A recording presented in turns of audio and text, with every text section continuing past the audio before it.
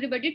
Today I'm presenting a presentation on tremor, and in this slideshow, we'll look after the general morphology, how we recognize the tremor, and what are the causes of the tremor, and how we can distinguish from the other type of tremor. Now, first coming to the epidemiology, it is the most common form of involuntary movement. It's a rhythmic, involuntary, oscillatory movements of a body part produced by the either synchronous or alternating contraction of reciprocally innervated antagonistic muscles. And its frequency is fixed, but the amplitude can vary. And it can be classified based on its distribution, which body part is affected, and pattern of occurrence, like it is appearing on the rest or attaining a specific posture or doing some activity, or at the terminal part of the activity, or it is ataxic, like variable, and or does it appear on doing specific task. And it can also be classified based on its frequency, and also by its etiology. And the tremors are most commonly seen in arm, and usually asymmetrical and more predominant in the distal part than the proximal, but can involve the face, lips, and jaw. And if they involve the teeth, the clicking can be heard. And sometimes what happens, the tremors are not visible by our eyes, but they become overt.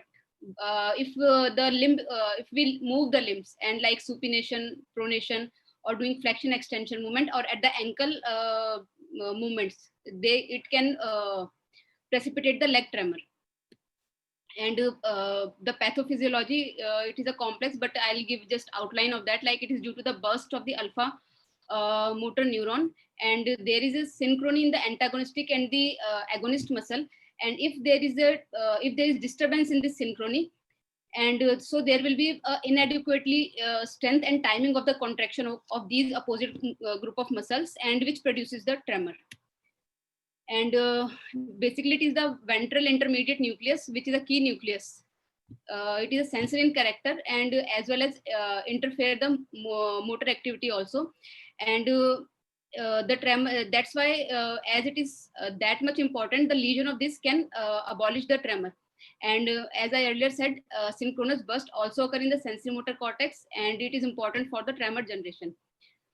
And tremor rhythm is also influenced by the spinal reflex mechanism, and its pathway is not clear whether it is pyramidal or extrapyramidal. And the tremor is usually produced in the reticular formation of the brainstem or thalamus. And basically, based on their frequency, can be divided into three, maximum frequency are of the physiological tremor, and the system involved is a olivocerebellar, and its frequency is 8 to 12 hertz. Next, less frequency is of the essential tremor, which the site of lesion is in dentate nucleus. The frequency is 6 to 8 hertz, and it also involves the olivocerebellum. And least frequencies of the Parkinsonian tremor, and it is due to the involvement of midbrain tegmentum and thalamocortical system, and the frequency is 3 to 6 hertz. Here is the pathogenesis of the tremor. Like we are seeing the three system here. Three system here, and first is the red nucleus, cerebellum, and olive. They occur in one synchrony. And second is their cortex, thalamus, and basal ganglia. And these are interconnected with each other, but if there is some external perturbances or some disturbances which affect these systems, and they then ultimately affect the anterior horn cells, which ultimately affect the muscle, which leads to the tremor production. If the interconnecting of any of these site occur, there will be the tremor will be produced. And this I give the earlier. Second, there is a categorization of tremor, and broadly we divide into the rest tremor and action tremor. Rest tremor can be in the Parkinson disease, Parkinsonian syndrome, various ET variants, midbrain lesions like red nucleus tumor, Wilson's disease, or can be drug induced. Action tremor can be further divided into three, like attaining a specific posture called as postural. Kinetic means during specific activity, or miscellaneous is a mixed field in which which cannot be classified into either of these branches. Like first is the postural tremor, which can be physiologic or can be enhanced by the stress, drugs, or endocrine problem like hyperthyroidism. Essential tremor can also produce postural tremor, and orthostatic, or as I said, it can be primary occur while writing. So then it is called as primary writing or task specific. Kinetic or intention tremors usually occur in the cerebellar lesion, like in multiple sclerosis, stroke, tumor, Wilson's disease, or any lesion in the midbrain or due to some drugs. Miscellaneous most common cause is usually psychogenic, and otherwise fasciculations and asterixis also can be contribute to this.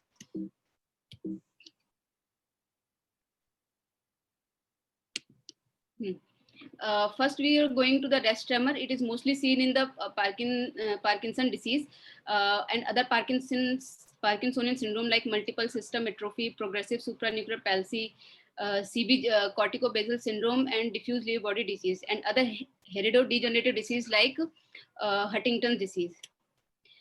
Other secondary causes of Parkinsonism like carbon monoxide due to the toxins in which there is a carbon monoxide, manganese, methanol, cyanide, or due to some drugs like neuroleptic or antipsychotic drugs, dopamine depleting drugs, or antiemetics.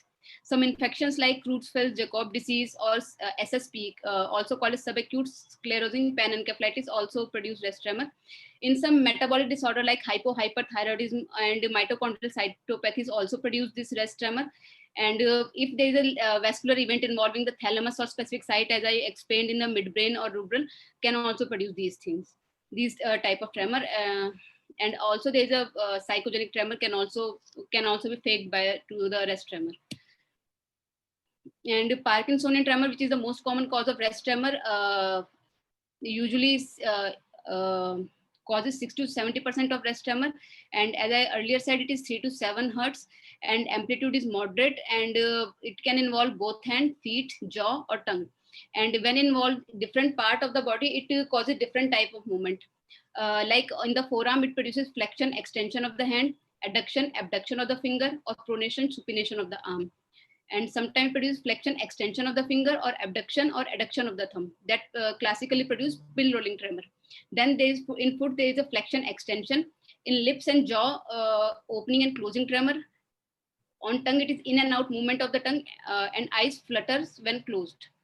There is a specific rabbit syndrome which which causes tremors of the perioral and the nasal muscle tremors, and the tremors increased when there is emotional stress, walking, or at the time of repose. Means like there's a when the position in the state of rest, and they can be reduced when the hand is supported, or if as they are rest tremor, they are decreased when the patient started movement or during deep sleep and rigidity. And the specific feature is this of the rest tremor is they doesn't interfere with the voluntary movement, and they are sometimes associated with other neurological disease and can be recorded by the accelerometer, goniometer, or specific computer devices. And this already I told. And the tremor, the treatment is basically by the dopaminergic agent, which causes like first is the levodopa, amantadine, clozapine, propranolol, and mirtazapine. They decreases the tremor by 50%. And second line is the Botox injection. They are found to be effective in some patients with PD, which have hand tremor and jaw tremor. The subthalamic nucleus is the surgical site for the PD related tremor, which were refractory to medications. And besides this, the lesion of the thalamus, like thalamotomy or deep brain stimulation of the ventral intermediate nucleus is also being performed. Here, hello, is someone saying something? Okay, I'm continuing. In deep, like first, I'm just giving a overview of the deep brain stimulation. In this, an electrode is placed with the tip of electrode in the thalamus, and to the thalamus, there is small electrical shock is given, and it has same effect as open surgery. And in the DBS, there is a high frequency stimulation to the ventral intermediate nucleus contralateral to the disabling tremor is given, and it is done in the elderly patient, and useful when bilateral effect is desirable, because in unilateral cases the thalamotomy is still more preferred, and but in bilateral cases we cannot go for the thalamotomy, as we have to remove the both side of VIM of the thalamus. So we go for that DBS because it has fewer complication, and it reduces the rest tremor by 75 to in 75 to 85% of patient. And the chief advantage of this first is this it has fewer complication, and thalamic DBS doesn't improve any other PD symptom except that tremor, and the ventral intermediate nucleus DBS control the essential tremors, head tremor, which is not responsive to the drugs, and DBS is not effective in patients which have predominantly kinetic and axial tremors. And if the patient is not because of these major benefit, uh, similarly, gamma knife thalamotomy have similar type of the lack the similar type of benefits.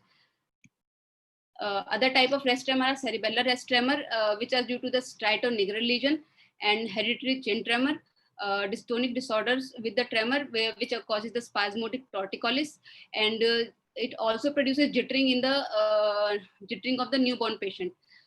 In which there is other sign of CNS hyperactivity is also present, and there is hypermobility, hypertonicity, and easy to startle, and they occur due to the pre or postnatal insult. Coming to the tremor, if the tremors of the palatal part is occur, we call them as a palatal myoclonus or palatal tremor. They are also regular, rhythmic of 1 to 3 hertz, continuous and involuntary contractions of the soft palate. Based on their how they present, they be divided into the symptomatic palatal myoclonus or essential palatal myoclonus. Symptomatic palatal myoclonus are more common, and as they persist during the sleep, and there is no clicking sound heard by the patient. And the muscle involved in this are the levator veli palatini supplied by the facial nerve. And if we identify the site, it is associated with the pseudohypertrophy of the ipsilateral inferior olivary nucleus. The essential palatal myoclonus, they are less common. They disappear with sleep, and patient hear a self-audible, patient hear a clicking sound. And it is occurs due to the tensor veli palatini muscles, due to the which is supplied by the trigeminal nerve, and there is no pathological basis is known, and no olivary hypertrophy is there. Third is the physiological tremor. They are most common form of postural tremor, and they are asymptomatic oscillations of body and rarely require medical attention, present during sleep, and they are as their frequency is so high, they cannot be seen by eyes. And Marsden told the pathogenesis of these, he said it is due to the mechanical resonating frequency of the related joint, or it is due to the irregularity of the muscle contraction in an unfused tetanus of slow firing motor unit, or can be due to the oscillations in the spinal monosynaptic reflex. Enhanced physiologic tremors have much higher frequency, like 8 to 13 hertz, and they are as their frequency is high, so their amplitude is low, and they are fine postural and kinetic tremor, and typically affect the upper limb and hand, and it occurs due to the increased operation of the segmental stretch reflex, and it's consequent to the mechanical change produced in the muscles by its beta adrenergic stimulation.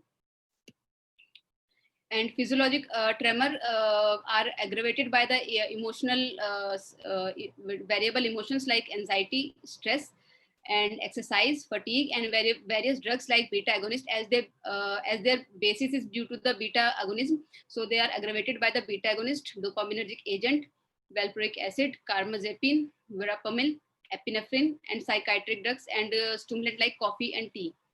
And endocrine disturbances like hypoglycemia, thyrotoxicosis, pheochromocytoma, all the hormonal imbalance which causes the sympathetic overactivity produces aggravate these physiological tremor, and toxins like mercury, lead, and alcohol withdrawal also produces this.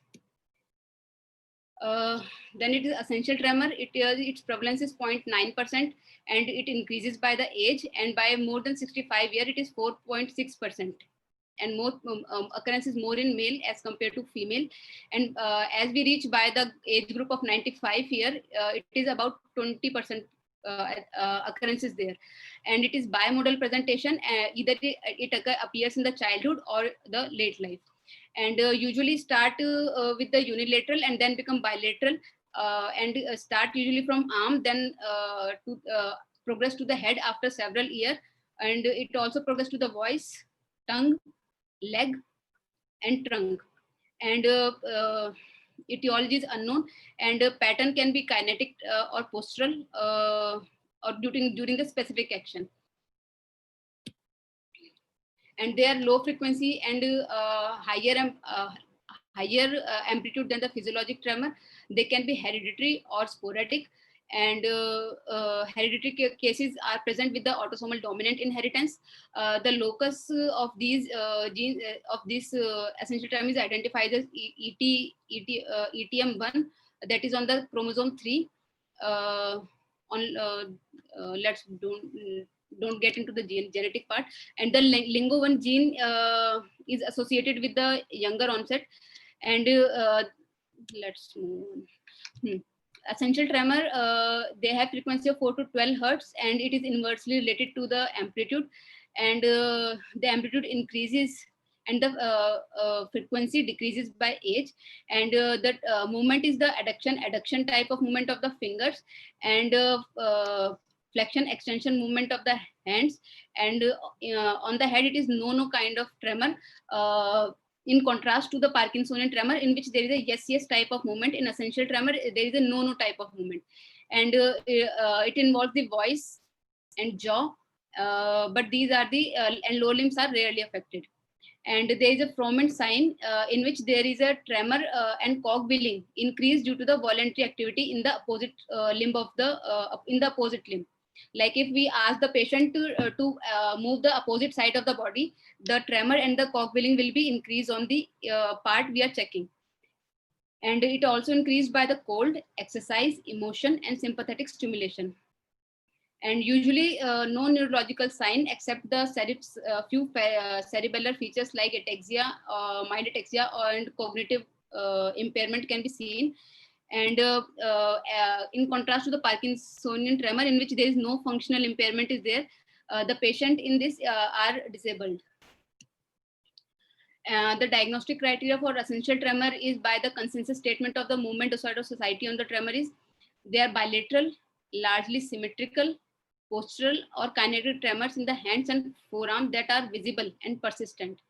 And additional or isolated tremors, we can include those tremors, but there should be no abnormal posturing. And how we can exclude essential tremor? There should be no other neurological signs like dystonia, and no known causes of the enhanced physiological tremor, or evidence of psychogenic origin, primary orthostatic tremor, isolated voice tremor, isolated position of task-specific tremor, isolated tongue or chin tremor, isolated leg tremor. Pathophysiology, no characteristic pathologic or biochemical finding has been found yet, and there is some hypotheses have been made. And Marsden also graded these tremors based on the severity. Like type 1 is the benign exaggerated essential tremor. They have higher frequency like 8 to 12 hertz. Type 2 are benign pathological essential tremor. They have 5 to 7 hertz frequency with higher amplitude.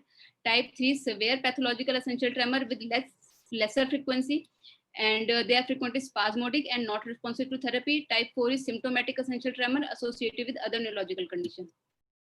And there are red flags that suggest diagnosis other than essential tremor, like if they are unilateral, focal, leg tremor to begin with, isolated head tremor with abnormal posturing, rigidity, bradykinesia, rest tremor, gait disturbances, sudden or rapid onset, and drug treatment that may cause exacerbation in the tremor. As they all, the lower features I suggested depict more of the Parkinson's and other spinocerebellar ataxia rather than essential tremor. And the treatment for the essential tremor has been suggested as first is the propranolol and the primidone as a level A evidence is there for limb tremor. Level B is evidence for the alprazolam, atenolol, gabapentin, sotalol, and topiramate. And propranolol also decreases the head tremor. And clonazepam, clozapine, and nimodipine also being used. And if they are refractory to these, botulinum toxin in the limb, head, and voice tremor can also be used. And later than that, we can use chronic DBS of the ventral intermediate nucleus and thalamotomy. And gamma knife thalamotomy can also be used. And the drugs which mainly reduces the tremor amplitude have no effect on the tremor frequency, and large amplitude and slow frequency tremor usually do not respond to the pharmacological therapy. Propranolol is most effective drug for the essential tremors and essential postural tremor, but less effective in the head tremor. And the therapeutic effect may be mediated by the peripheral beta adrenergic receptor. And dose is given as 20 to 60 milligram daily, day per day initially, which can be increased to 120 milligram per day. Second drug is the primidone. It also reduces the limb tremor, and it started at a lower dose of 25 milligram HS at the bedtime to avoid the idiosyncratic reaction like nausea, vomiting, confusion, ataxia. And dose is kept less than the 250 milligram. And there is no study of the comparison the propranolol has been done. So there is an algorithm. Like if we have the essential tremor, we have to first see whether it is in arm or head or voice. If it is involving the arm, we will go first for the non-pharmacological therapies. If they don't affect, don't treat, we'll go for the propranolol and primidone. Then we'll add on the second line treatment, and then to the Botox. In head, if there is a head or voice tremor, we'll go for the primidone and propranolol, and then Botox, and the ultimate treatment and ultimate line of treatment is deep brain stimulation or thalamotomy. This all I already covered. And a new drug which is octanolol, which is covered by this. The drug name is octanolol, and it inhibits the calcium channel on the inferior olive neuron in the medulla, reducing these neurons synchronized intrinsic oscillations. And the dose is 1 milligram per kg oral dose. Decreases tremor amplitude without resulting any serious side effect or sign of intoxication. Yeah, that's all, folks. Thank you for listening so with so much concentration.